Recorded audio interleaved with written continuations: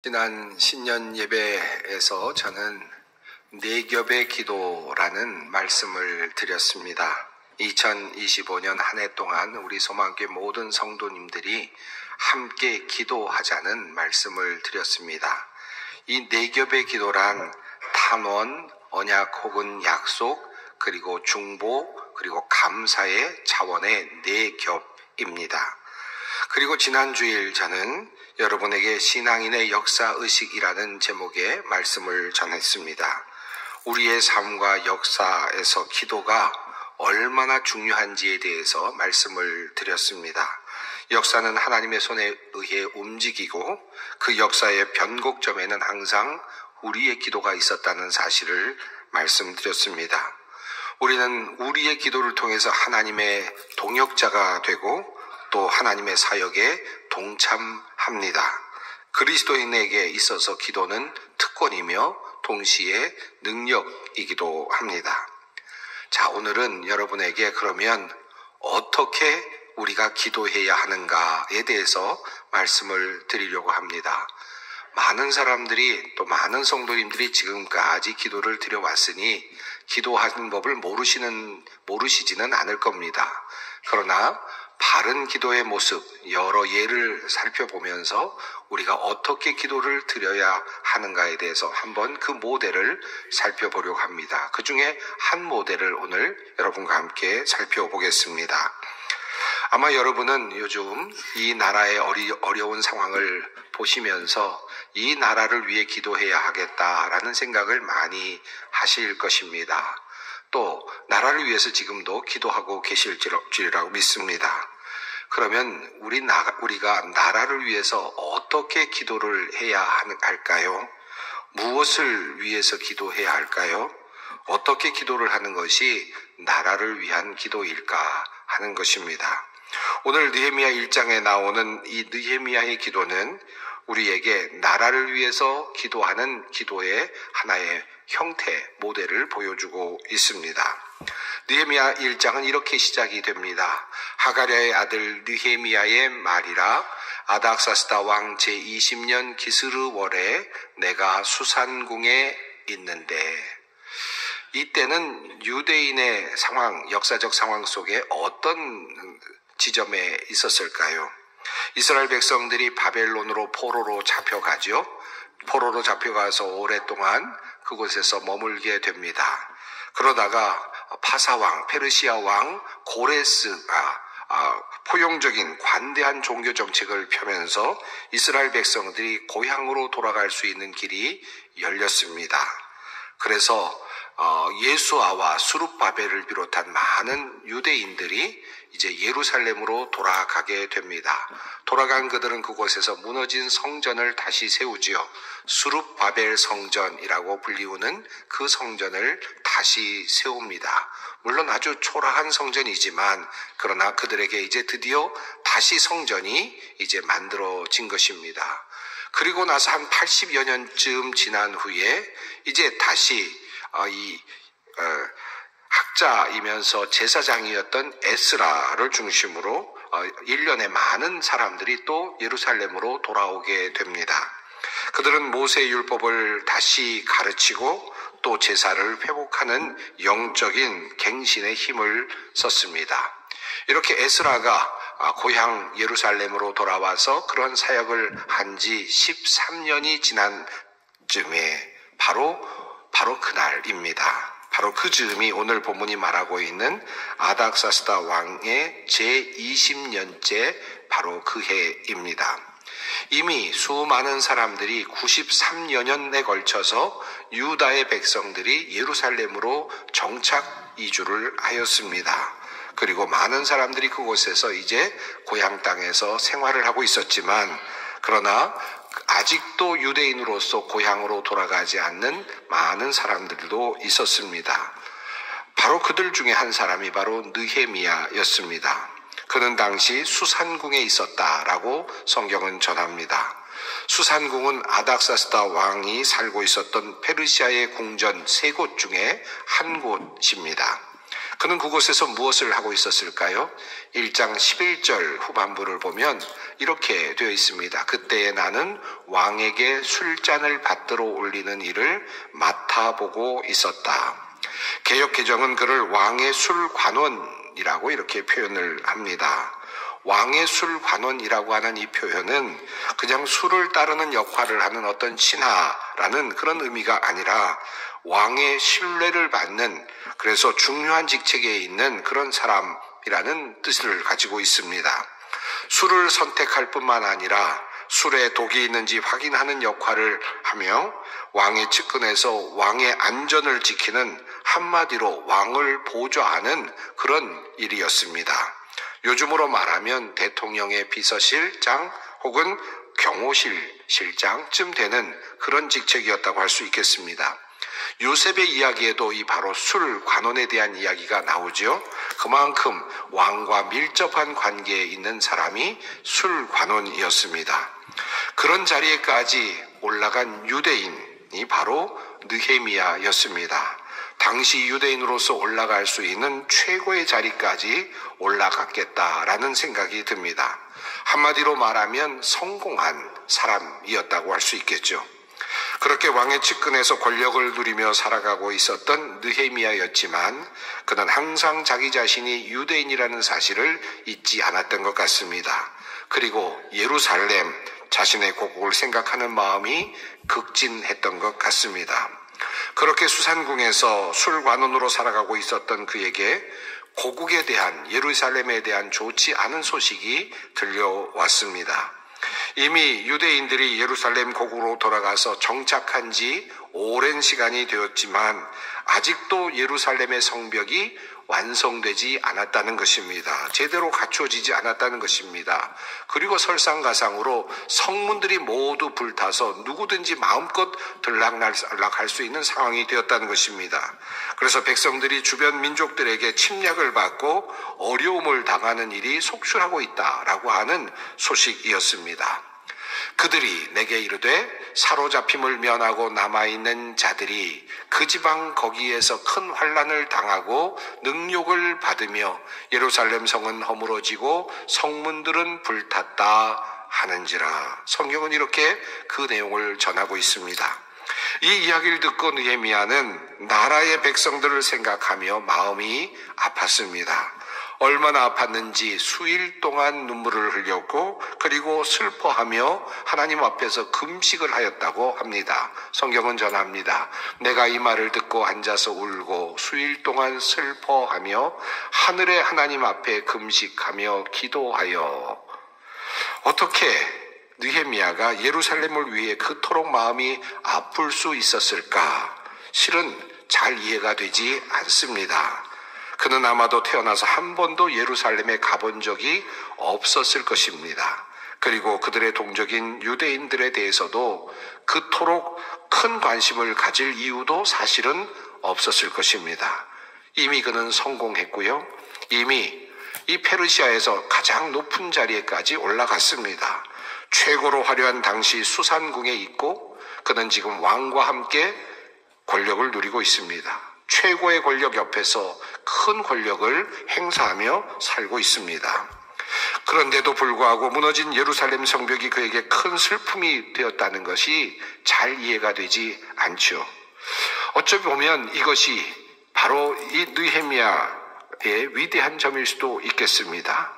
자기 자신은 얼마든지 안전할 수 있지만, 얼마든지 고국의 문제가 자신의 문제가 되지 않을 수 있지만, 그래서 그냥 외면할 수도 있지만, 눈을 감을 수도 있지만, 자기 자신의 영달 그리고 자신의 어떤 부귀를 위해서 그냥 살아도 되지만 민족의 아픔을 자신의 아픔으로 받아들이고 있는 그 느헤미야의 모습이 참으로 멋있습니다. 그 자신은 자기 자신이 유대인임을 잊지 않았고 그는 하나님의 백성이라는 사실을 자신이 잊지 않았습니다. 자신의 동족에 대한 사랑 그리고 나라 사랑의 마음이 그 안에 듬뿍 담겨 있었습니다. 오늘의 기도는 이러한 상황 속에서 느헤미야가 하나님께 기도한 기도의 내용입니다. 이 느헤미야의 기도는 구약 성경에서 대표적으로 거론되는 기도 중 하나입니다.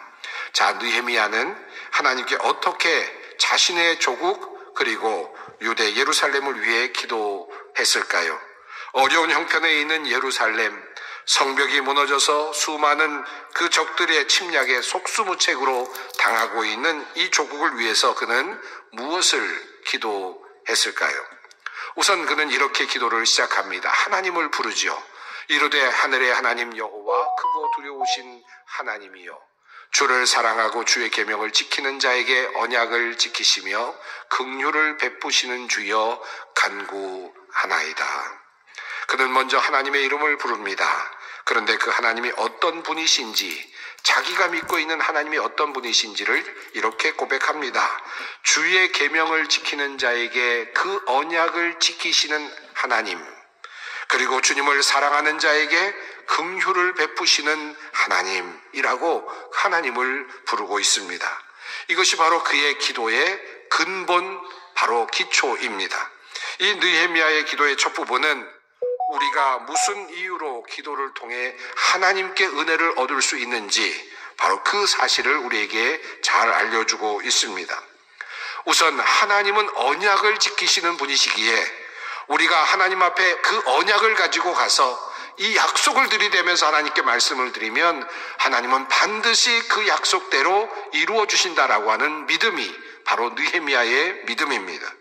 두 번째는 하나님은 긍휼히 여기시는 분이시기에 우리가 하나님 앞에 긍휼하심을 구할 때 하나님께서는 우리에게 너그럽게도 은혜를 베풀어 주신다는 믿음이 두 번째, 그 바로 기도의 근거입니다.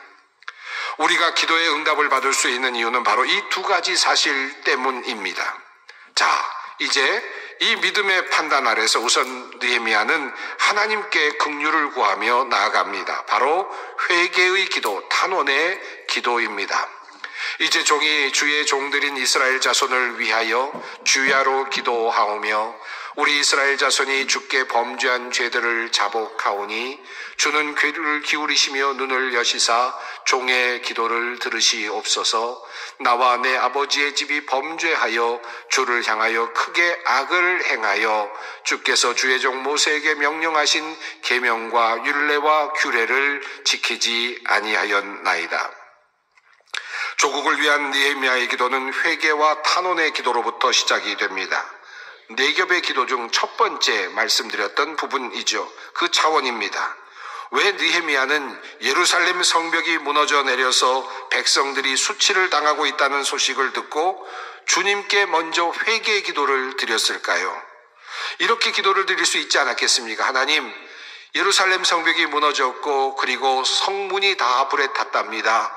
하나님, 속히 성벽이 재건되고 성문이 다시 복원되게 해주십시오 라고 그렇게 기도를 하면 되지 않겠습니까? 그런데 그는 그렇게 기도를 드리지 않습니다. 도리어 무너진 성벽을 바라보면서 도리어 이스라엘의 죄악을 먼저 생각합니다. 하나님께서 우리 백성을 심판하고 계신다는 사실을 그는 영적으로 깨닫고 있는 것입니다. 느헤미야는 예루살렘의 성벽 훼손과 무너짐, 그리고 백성들이 수치를 당하고 있는 이 상황이 단지 군사적인 어떤 문제 혹은 사회적인 문제 혹은 정치적인 문제로 보지 않았습니다. 하나님과 이스라엘, 하나님과 하나님의 백성 사이에 끊어진 관계, 바로 이것 때문에 일어난 사실이라는 사실을 그는 그렇게 영적으로 진단을 하는 것입니다. 사랑하는 성도 여러분, 오늘날 우리 한국 사회가, 이 대한민국이 참으로 어려운 국면에 있습니다. 국가적인 혼란과 어지러운 현실이 이어지고 있습니다. 이 문제를 우리는 어떻게 이해해야 하겠습니까? 단지 그저 어떻게 일어난 대통령의 어떤 일로 인한 어떤 하나의 해프닝, 정치적인 상황, 혹은 경제, 혹은 사회적인 문제일까요? 혹은 국회에서 일어나고 있는 어떤 상황, 이것 때문에 발생한 어떤 문제일까요? 느헤미야가 만일 살아서 오늘의 문제를 와서 우리에게 진단해 준다면 아마도 제일 먼저 이 민족의 죄악을 먼저 지적하며 우리에게 회개하라고 말씀하실 것입니다. 이 나라의 백성들이 영적으로 범죄하고 불의에 빠져 있기 때문입니다. 하나님을 멀리하였기 때문입니다. 하나님을 인정하지 않았기 때문입니다. 하나님을 떠났기 때문입니다. 교회가 기도하기를 그쳤기 때문입니다. 교회가 하나님의 말씀을 따라 온전하게 살아내지 못하였기 때문입니다. 교회가 세상의 빛이 되지 못하였기 때문입니다. 도리어 세상의 비난거리가 되어왔기 때문입니다. 교회의 문제이고 그리고 우리의 죄악입니다. 이러한 회개 탄원의 기도, 이것이 우리에게 필요합니다. 느헤미야의 기도가 바로 그러했습니다. 이러한 회개 탄원의 기도에서 한 가지 주목해 볼 것이 있습니다. 멀리 수산궁에 살고 있는 느헤미야, 예루살렘과는 정말 먼 거리에 살고 있었던 느헤미야입니다. 그런데 그는 나라를 위해 기도하면서 백성들의 죄악을 회개하면서 그는 자기 자신도 그리고 자기의 집도 바로 이 죄악에서 예외가 아니라는 사실을 주님 앞에 고백합니다. 우리 이스라엘 자손이 주님을 거역하는 죄를 지은 것을 자복합니다. 저와 저의 집안까지도 죄를 지었습니다. 회개의 기도, 느헤미야의 회개의 기도는 자기 자신을 포함시키는 기도입니다. 나도 예외가 아닙니다. 저 사람이 잘못했기 때문이 아닙니다. 바로 나 때문입니다. 라고 하는 기도입니다. 내가 잘못했습니다. 내 가족이 잘못했습니다. 우리가 잘못했습니다. 라고 하는 고백입니다. 얼마든지 이럴 수 있죠. 내가 무슨 상관이 있습니까? 나는 수산궁에 있습니다. 나는 지금까지 이곳에서 아무 일 없이 잘 살고 있습니다. 지금 예루살렘으로 갔던 사람들이 문제 아닙니까? 예루살렘으로 가서 지금 90여 년이나 살고 있는 사람들이 아직까지도 하나님을 섬기지 못하고 아직까지도 잘못하고 있으니 저들의 문제가 아닙니까? 얼마든지 손가락질할 수 있었겠죠. 그런데 느헤미야는 그렇게 기도하지 않습니다. 대통령의 문제입니다. 국회의원의 문제입니다. 국무위원의 문제입니다. 국군의 문제입니다라고 손가락하지 않습니다. 저 사람 때문에 문제입니다라고 말하지 않습니다. 회개의 기도에서 주님께 기도하는 것은 나의 잘못입니다. 나 때문입니다. 나의 문제입니다. 주님 나를 용서하소서. 우리 백성을 용서하소서. 이것이 바로 느헤미야가 드린 기도입니다. 우리가 주님께 매우 큰 잘못을 저질렀습니다. 주님의 종 모세를 시키시어 우리에게 내리신 계명과 율례와 규례를 우리가 지키지 않았습니다. 이렇게 회개와 탄원의 기도를 드린 느헤미야는 주님과의 언약을 상기시키는 기도로 기도를 전환합니다. 옛적에 주께서 주의 종 모세에게 명령하여 이르시되 만일 너희가 범죄하면 내가 너희를 여러 나라 가운데 흩을 것이요 만일 내게로 돌아와 내 계명을 지켜 행하면 너희 쫓긴 자가 하늘 끝에 있을지라도 내가 거기서부터 그들을 모아 내 이름을 두려고 택한 곳에 돌아오게 하리라 하신 말씀을 이제 청하건대 기억하옵소서. 이제 느헤미야는 그의 기도에서 주님의 약속을 붙잡습니다. 주님께서 약속하신 대로 꼭 해주십시오 라고 그렇게 기도를 하는 것입니다. 네겹의 기도의 차원에서 언약, 약속의 차원입니다. 주님의 약속을 붙잡고 기도합니다. 그리고 하나님께서 그 언약을 지켜달라고 그렇게 기도합니다. 기도에는 이 백성을 반드시 주님의 계명을 지키는 자리로 돌아오게 하겠다는 결연한 의지가 담겨 있습니다. 아직 그렇지 않죠. 하지만 그는 하나님께 그 약속을 상기시키면서 하나님 그 약속을 잊지 말아 주십시오. 이 백성이 주님 섬기는 길로 돌아오기만 한다면 주님께서는 용서해 주시고 이 백성에게 은혜를 베풀어 주십시오. 그 약속 잊지 않으셨지요? 라고 그렇게 간청을 하는 것입니다. 어떻게 해서든지 이 백성을 하나님 앞으로 돌아오게 하겠다는 무언의 약속이 담겨져 있는 것입니다. 언약의 기도는 이런 특징을 가지고 있습니다. 약속의 기도는 그러합니다. 하나님 이렇게 해주십시오. 그러면 저도 이렇게 하겠습니다라는 약속이 있습니다. 하나님 제가 이렇게 하면 하나님 약속하신 대로 이렇게 해 주십시오라고 하는 바로 그 약속이 있습니다. 그러므로 언약과 약속의 기도에서 중요한 것은 우리의 행동이며 우리의 삶입니다. 이 백성이 다시 돌아오게 할 것입니다.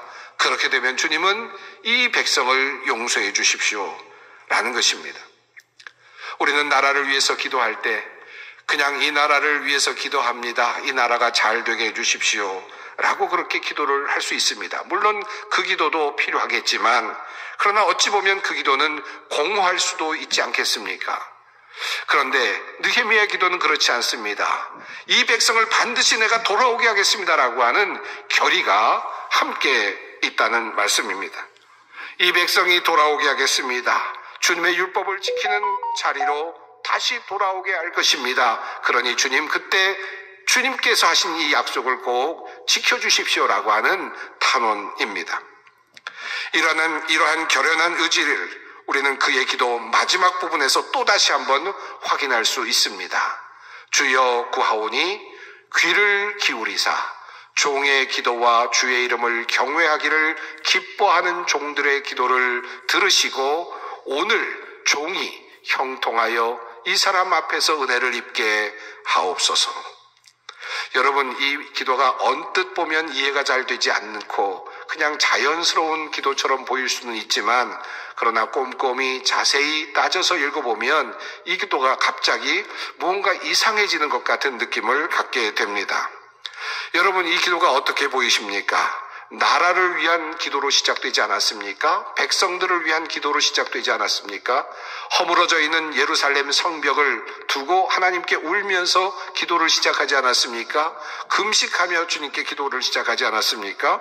그런데 그 기도가 이어지다가 마지막 부분에서 이렇게 되는 것입니다. 주님, 그러므로 제가 형통하게 좀 해주십시오. 제가 좀 잘 되게 좀 해주십시오. 제가 왕에게 은혜를 좀 있게 해주십시오. 자기가 잘 되게 해달라는 기도로 마무리되고 있다는 것입니다. 새한글 성경은 이렇게 번역합니다. 오늘 주님의 종인 제가 부디 잘 되게 해 주십시오. 이 사람이 저에게 자비를 베풀게 만들어 주십시오. 왜 그는 그렇게 기도를 하고 있을까요? 나라를 위한 기도, 백성을 위한 기도, 예루살렘을 위한 기도를 드리고 있던 그는 왜 자기 자신이 잘 되게 해달라고, 자기 자신이 형통하게 해달라고 그렇게 기도를 하고 있는 것입니까? 저는 이 기도에는 매우 중요한 그의 마음이 담겨져 있다고 생각합니다. 그는 이 기도를 하면서 자기 자신이 이제 이 하나님의 나라를 바르게 세우는 일에 어떻게 해서든지 참여해야만 한다는 당위성, 의무감을 가지고 있는 것입니다. 그래서 그는 이렇게 기도하는 것입니다. 제발 좀 제가 잘 되게 해주십시오. 그래서 제가 이 백성을 위해서, 이 고국을 위해서 무엇인가를 좀 할 수 있게 해 주십시오 라는 기도입니다. 저를 좀 사용해 주십시오라는 기도입니다. 제가 여기 있나이다, 저를 사용하십시오 라고 하는 기도입니다. 그 의미가 저를 형통하게 해 주십시오, 제가 좀 잘 되게 해 주십시오 라고 하는 기도로 표현되고 있습니다. 이 느헤미야의 기도는 수상궁에 있는 자기 자신이 이제 좀 더 큰 영화를 누리고 더 부유하게 되고 더 높은 자리에 오르게 해달라고 하는 그런 기도가 아니었습니다. 자신의 영달을 위한 기도가 아니었습니다. 내가 잘 되어서 우리 가족들이 더 행복하고 더 멋진, 더 좋은 삶을, 부유한 삶을 살게 해달라고 하는 그런 기도가 아니었습니다. 기복적인 기도가 아니었습니다.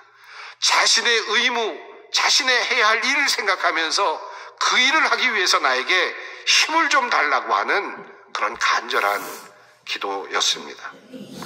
하나님, 제가 이 일에 사용되기를 바랍니다. 제가 하겠습니다. 저를 써주십시오. 부디 제가 잘 되어서 예루살렘 성벽을 재건하는 일에, 그리고 이스라엘 백성들이 주님께로 돌아오는 일에 제가 쓰임을 받게 해 주십시오. 저를 좀 형통하게 해 주십시오. 그는 이렇게 기도를 하고 있습니다. 그의 기도는 간결하죠. 하지만 그의 기도는 간절합니다. 그리고 그의 기도는 자신을 내어놓는 기도입니다. 그 이후 결국 2장을 보면 그는 왕에게 은혜를 입습니다. 그가 기도했던 대로 형통해집니다. 잘 됩니다. 그래서 고국 땅으로 돌아갈 수 있게 되죠. 그리고 갖은 박해와 방해에도 불구하고 그는 예루살렘 성벽을 세우는 일을 완성합니다. 그리고 이스라엘 백성을 하나님께로 이끌어 갑니다. 그는 진정한 백성의 지도자였습니다. 그가 나중에 수산궁으로 다시 돌아왔을까? 다시 술관원이 되었을까? 사실 분명하지는 않습니다. 그는 기록에 따르면, 성경에 따르면 잠시 다시 수산궁으로 돌아왔던 기록이 있습니다만은 다시 예루살렘으로 돌아갑니다. 그리고는 그 다음에 흔적이 없지요. 사실은 그는 아마도 예루살렘에서 자신의 삶을 마무리했을 것입니다. 부유하고 명예롭고 얼마든지 잘 살 수 있는 그 자신의 길을 내려놓고 그리고 백성을 위하여 헌신했던 한 사람이 바로 느헤미야였습니다. 저는 이 느헤미야의 기도가 우리 모두의 기도가 되었으면 참 좋겠습니다. 우리 젊은이들이 하나님 앞에 이렇게 기도할 수 있었으면 좋겠습니다. 하나님, 제가 좀 잘 되게 해주십시오. 저로 형통하게 해주십시오.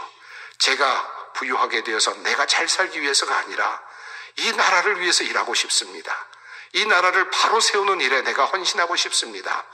제가 이런 비전을 갖고 있습니다. 하나님, 저에게 함께 해주십시오. 제가 일을 하겠습니다. 우리 젊은이들이 오늘날의 상황을 보면서 하나님 앞에 이렇게 기도할 수 있었으면 좋겠습니다. 오늘날 국회의원으로 있는 많은 분들, 혹은 또 정치 지도자로 있으신 분들, 국가를 경영하고 있는 많은 분들, 국무위원들, 이런 분들이 이 말씀 안에서 다시 한번 깊이 묵상할 수 있었으면 좋겠습니다. 내가 왜 이 자리에 있는지, 나는 왜 이 자리에 하나님께서 있도록 두셨는지를 한번 생각해 보면서 나는 이 자리에서, 형통함의 이 자리에서 나는 무엇을 해야 하는지를, 나라를 위하여, 국가를 위하여 무엇을 해야 하는지를 깊이 묵상하고 기도할 수 있었으면 좋겠습니다. 오늘 이 자리에 있는 모든 성도님들도 마찬가지입니다. 각자의 자리가 있죠. 사업하는 분은 사업하는 자리에서, 가르치는 분은 가르치는 자리에서, 그리고 또 정치하는 분은 정치하는 자리에서, 여러 자리에서 여러분의 자리가 있을 겁니다. 그 자리에서 하나님 이 자리에서 내가 형통하게 해주십시오. 그리하여 이 나라를 바로 세우는 일에 제가 사용되게 해주십시오. 간절한 기도로 하나님께 우리가 모두 함께 기도할 수 있었으면 좋겠습니다. 사랑하는 성도 여러분, 이제부터 나라를 위한 기도를 함께 하십시다. 나라를 위한 기도가 우리 속에서 시작되기를 바랍니다. 그래서 이 나라에 우리가 무엇인가를 해낼 수 있는 진정한 주님의 사람들이 되었으면 좋겠습니다. 나라를 위한 기도자, 우리 모두가 되기를 바랍니다. 함께 기도하겠습니다. 하나님, 느헤미야를 통해 나라를 위한 기도의 모범을 보게 하심을 감사합니다. 나라를 위한 우리의 기도가 끊이지 않게 하시고 나라를 살리려는 우리의 결단이 날마다 이어지게 하시옵소서. 하나님, 우리가 형통하게 해 주십시오. 이 간절한 기도의 의미를 깨달으며 이 기도로 나라를 살리고 조국 대한민국을 살리는 우리가 되게 하여 주시옵소서. 예수님의 이름으로 기도드립니다. 아멘. 찬송가